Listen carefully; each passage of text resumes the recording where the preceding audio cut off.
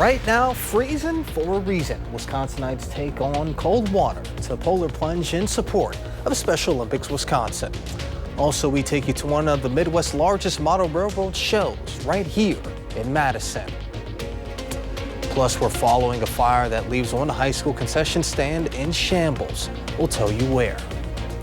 Welcome to News 3 Now at 6. Good evening and thank you for joining us tonight. I'm Jalen Banks. Well, we've gotten quite a bit of snow here in southern Wisconsin over the last few days. Let's get a look at your first warn forecast with meteorologist Blaze Keller, who joins us from the weather patio. Blaze, first off, how does it feel out there? Well, I'm a little out of breath. I just shoveled a little patch here on the weather patio. You know, we got about 4 inches of snow yesterday here outside the the area. So we are going to continue to watch as maybe just some light snow continues to fall. Again, 4 inches here outside of the studio, Channel 3000 studio. Verona, 4 inches as well. Lafarge, 4.5 inches. Up there in Brooks, 5.5 inches of snow. And then towards the southwest, Platteville, looking at about 2.5. Muscoda, 2.5 as well. So it was kind of the little bit of that lake effect snow maybe coming back into parts of north and central parts of the viewing area as those winds were out of the south. Now, our winter weather advisory has been allowed to expire, and folks, we're going to continue to watch as just some light snow continues to fall across parts of the Channel 3000 coverage area. Right now, it looks like the heaviest snow is continuing from maybe the Dells back south and west into Prairie du Chien, really encompassing a lot of Richland County, which is some good news. Again, we need a lot of snow. We got to build back that snowpack that we didn't get during the month of January. Roads are pretty okay. Thank you again to all the men and women who have been busy plowing the roads throughout the overnight hours and throughout Friday as well. Green across the board, so that is some good news there. But as we turn to Sunday onwards, so at least Wednesday morning, we have alert days for not snow, but cold. Wind chill advisories anywhere between 20 to 35 degrees below zero, and that is going to be especially Tuesday morning. So tonight, we are looking at a quiet night. Here's a look at those future track wind chills. Again, Tuesday morning is when we are expecting the coldest wind chill values, but the cold wind chills stick around until Wednesday at the very least, possibly into Thursday as well. So Jalen, quickly, we're going to hang out in the teens tonight underneath some light snow and cloudy conditions. We'll track out more of this upcoming cold in the full forecast. All right, sounds good, Blaze. We'll see you in just a bit. The city of Madison announced snow plowing efforts will continue through Saturday. Residents are asked to choose off-street parking options throughout the day to help with snow plowing operations. An additional 1 to 2 inches is expected throughout southern Wisconsin. The city said plowing can take 12 to 14 hours to complete in most cases because Madison has a little more than 1,800 miles of traffic lanes to maintain. The Wisconsin Fishing Expo is coming to the Alliant Energy Center next weekend. The show runs starting on Friday from 1 to 8 p.m., Saturday 9 a.m. to 7 p.m., and Sunday 9 a.m. to 4. Kids 12 and under get in for free. And for more information to purchase tickets, just head on over to our website. Many of us are bundling up to survive the cold temperatures outside, but hundreds at Lots Park in Monona are doing just the opposite. Maddie Heimsch brings us to the purpose behind the polar plunge. It was cold. Really cold. Really cold. Felt like I was dying. It wakes you up. Oh, it was cold. It was awesome. More than 550 people made the jump into the icy Yahara River Saturday afternoon. We are plunging for a cause. All in support of Special Olympics Wisconsin. Trying to raise money for people living with intellectual disabilities. And this is just our way to raise awareness in a state like Wisconsin. 100% of the proceeds raised go to the more than 14,000 Special Olympics Wisconsin athletes. Special Olympics Wisconsin provides resources and programming for folks with intellectual disabilities. That programming comes via sports, comes via health, comes via Unified Champions Schools programming, and also leadership training for our athletes. The Special Olympics hosts 8 different polar plunge events around the state each year. A lot of people have plunged for years and years and years. We have a few people that have plunged for 20 plus years. And so far, Madison's 2025 plunge has raised nearly $160,000. But it was a lot of fun. It is awesome. It was good. It was great. We had a blast. Reporting in Monona, I'm Maddie Heimsch, News 3 Now. Maddie, thank you. Now, if you'd like to donate to Special Olympics Wisconsin or get involved with the Polar Plunge, you can visit specialolympicswisconsin.org/plunge. Fortunately, no injuries were reported after a fire broke out at a stadium concession stand at Richland High School Saturday morning. Richland School District said in a Facebook post the fire occurred at 4 a.m. and appeared to be electrical in nature. The stand suffered significant damage. The district is currently assessing the damage and determining the next steps for repairs. The Mount Horeb Police Department is warning residents of a scam call that occurred Friday.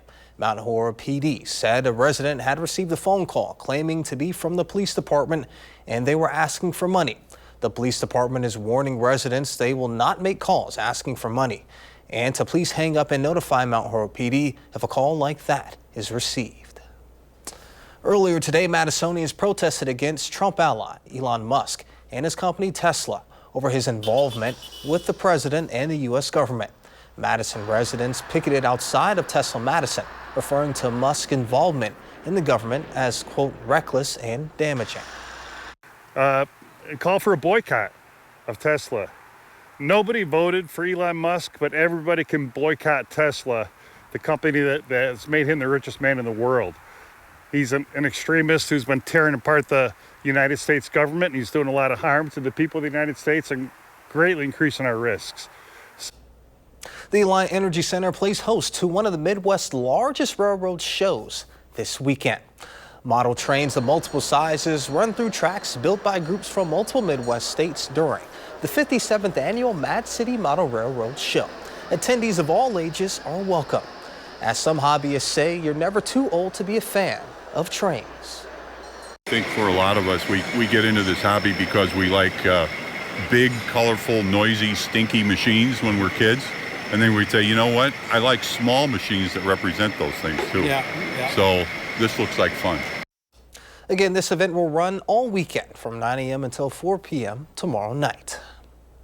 Coming up next on News 3 Now, the popular social media app TikTok is coming back to certain app stores. Find out where. Plus, the Trump administration remains hard at work, making significant changes to the federal government. Find out what could be headed in the next coming days. You're watching News 3 Now at 6. Thank you for staying with us. OpenAI's board of directors has formally rejected a $97 billion purchase offer by Elon Musk and other investors. In a statement posted to social media on Friday, OpenAI's board chair said the company is not for sale, and the board unanimously rejected the bid. There's been a long-running feud between OpenAI and Musk, who co-founded the company known for creating ChatGPT. OpenAI started as a nonprofit research lab with a for-profit entity, but it plans to restructure in a way that could make fundraising easier and increase returns. Musk has criticized that plan as straying from OpenAI's nonprofit mission. Musk left the company back in 2018 after an unsuccessful bid to convince his fellow co-founders to let Tesla acquire it. Some travelers celebrated Valentine's Day by staying up all night with Southwest Airlines. It has officially launched its red-eye service. First announced in July, the airline landed its first regularly scheduled red-eye Friday morning.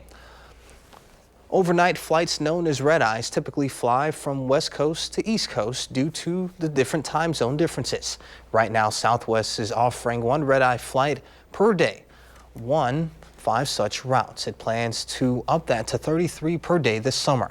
That's part of the airline's goal to bring more connectivity to transcontinental travel and service to and from Hawaii. Google Play is bringing back TikTok. The company said it restored the platform to its U.S. App Store Thursday. That's after President Donald Trump signed an executive order action to delay a ban on the app and his promises to save it.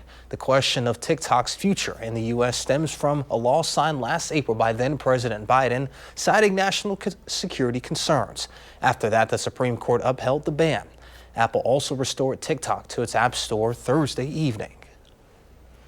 President Trump is at Mar-a-Lago for President's Day weekend. On Sunday, he will attend the Daytona 500. At the same time, his administration remains hard at work, making significant changes to the federal government. CBS News correspondent Willie James Inman reports from West Palm Beach, Florida.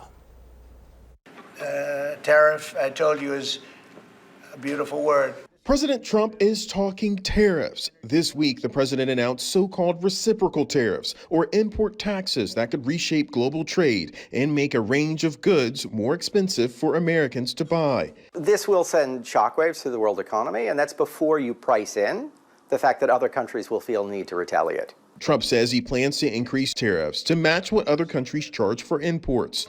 On Friday, President Trump discussed his plans to impose a new auto tariff on U.S. trade partners beginning in April. The tariffs are going to save a lot of industries. Saturday, the president wrote on social media, quote, "On trade, I have decided for purposes of fairness that I will charge a reciprocal tariff, meaning whatever countries charge the United States of America, we will charge them no more, no less." Meanwhile, late Friday, the Justice Department officially filed paperwork to drop corruption charges against New York City Mayor Eric Adams, after the Deputy Attorney General said a prosecution would hamper Adams' ability to assist the Trump administration with its immigration policies. Well, it's reminiscent of the Nixon era, where you saw the president basically try to find someone who would carry out his orders in the Justice Department and had to go through several officials before he finally was able to find someone who would carry it out. Saturday afternoon, the president wrote without any context, quote, "He who saves his country does not violate any law."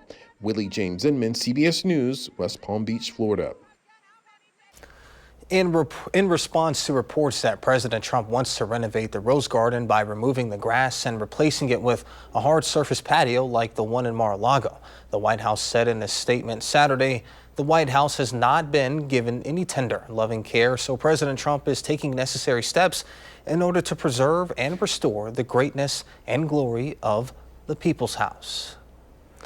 Sources say thousands of federal probationary health workers across agencies, including the CDC and the National Institutes of Health, are expected to be pushed out Friday. Workers are expected to be given a severance of 4 weeks' pay. About 1,300 workers for the CDC could lose their jobs. Employees there are calling this the Valentine's Day Massacre. The cuts are reportedly part of about 5,200 across the Department of Health and Human Services, one day after Robert F. Kennedy Jr. was sworn in as secretary. Probationary workers typically have been employed for less than a year or 2 years in some cases and have fewer job protections and lack of the right to appeal. Coming up next on News 3 Now at 6, we head on over to a local park to see how kiddos and their families are enjoying the recent string of snowfall. Plus, Blaze Keller returns with a complete look of your First One forecast.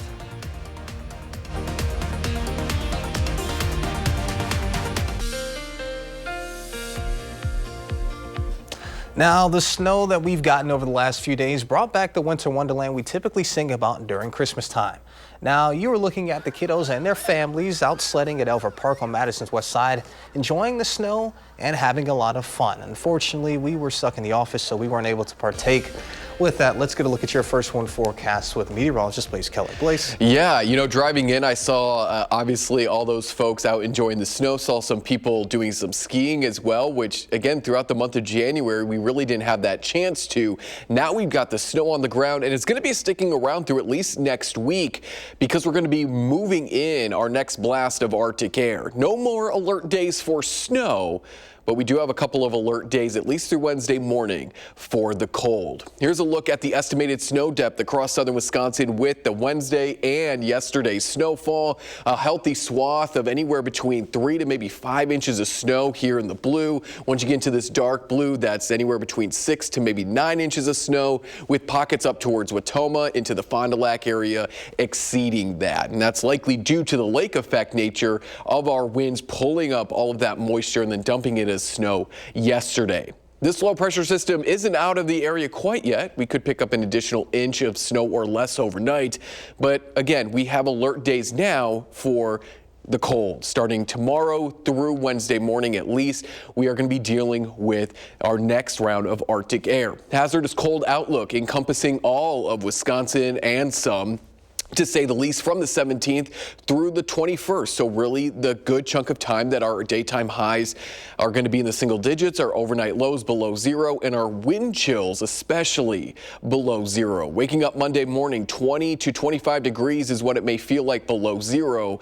But Monday night into Tuesday is likely going to be the coldest period. Our overnight lows will be the coldest, and waking up Tuesday morning feeling anywhere between 30 to 35 degrees below zero. Make sure you're staying with News 3 Now. We'll keep you updated in case any schools are delayed start because of this cold. Back on the 8th, this Arctic air was back in the Arctic, and it's been kind of taking this yellow path, essentially, making its way further south, and will be overhead as we go into the start of next week. And we're not going to be dealing with any snow, because what we're going to be watching is a couple of strong high pressure systems setting up just to our north and west, and we'll take a look at what that means here for our snow chances over the next 7 to 10 days. I know we just got off of our latest snow storm, but maybe some folks want some more snow.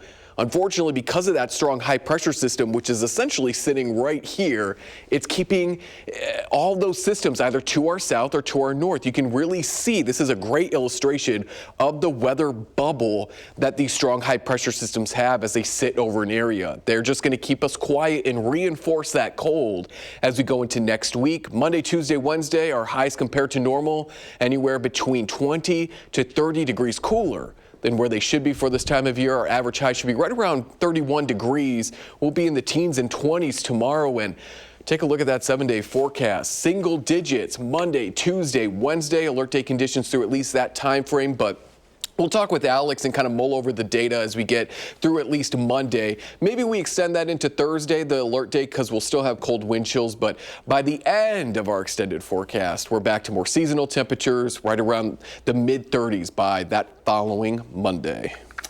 I think I need to have a conversation with Sunbury Jimmy after these last few days. Oh, yeah. Jimmy the groundhog? Yeah. Blame him, not me. This is his fault. Yeah, that's what I'm saying. I would have asked for an early spring. I'm with you. All right, sounds good. Thank you, Blaze. Still ahead, Wisconsin men's basketball had a chance at their biggest win all season today. But could they get the job done? Andrew has that next in sports.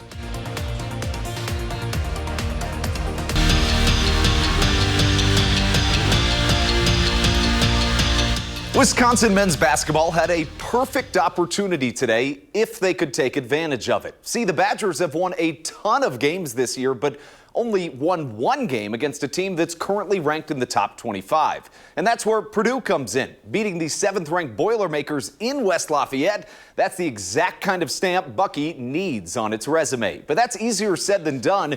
UW's just 1-9 in their last 10 games at Mackey Arena, and we skip to the second half. Wisconsin trailing by 3. John Tonje turned up, tickles the twine for the triple. He scored 13 of Wisconsin's 16 early points in the second, but it wasn't just Tonje. As a team, the Badgers shot 72% from the field in the second half and did not commit a single turnover. Max Klesmit through contact for 3 points the old-fashioned way, giving the Badgers a 9-point lead with 10 minutes to go. Klesmit finished with 17 points and 6 assists, including this dime to John Tonje, once again showing Mackey Arena who the man is. And the Badgers come out of West Lafayette with a huge win, 94-84 the final, behind a game-high 32 points from Tonje. Wisconsin becomes the first Big Ten team to reach 20 wins this season, and it's safe to say that Tonje made the right decision transferring to Wisconsin.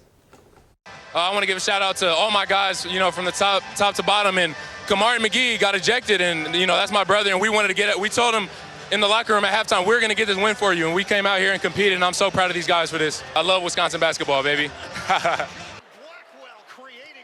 And you just can't beat that. You hear him at the end, the pure elation. This guy made a fantastic decision, and the entire state of Wisconsin is better for it. Yeah, no, he's been an absolute revelation. There was a lot of uncertainty coming into the season, but, he's answered the bell and, filled a lot of those holes that we thought that they had coming into the season. Yeah, for sure. Preseason, the Badgers picked to finish 12th in the Big Ten. That's not the case right now. I know. know, looking really good as we're inching closer to March. Blaze, still cold out, still some snow on the ground. Still some light snow to even fall as well. Looking at less than an inch of snow overnight and then into Sunday. This is all before the cold moves in. So these next set of alert days, all for that bitter cold. Single digits Monday, Tuesday, especially Tuesday morning, could feel anywhere between 30 to 35 degrees below zero. All right, time to break out the scarves. We'll see you back here at 10.